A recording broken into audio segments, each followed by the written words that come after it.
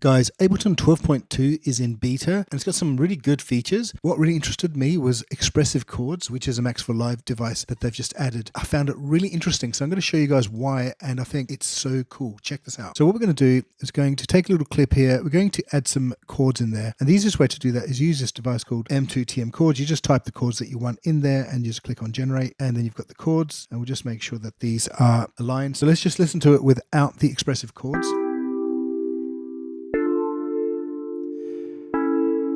Okay, so what we're going to do now is going to add Expressive Chords, Max for Live device against this clip.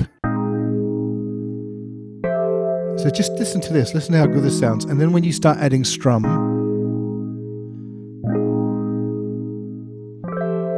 add a bit more articulation there. We can go to note mode. I mean, it's so beautiful. I mean, just the types of chords that it generates are just great. So what we can also do is we can just bring it down a couple of semitones. I mean, it just always sounds good. What do you guys think? I think it's fantastic.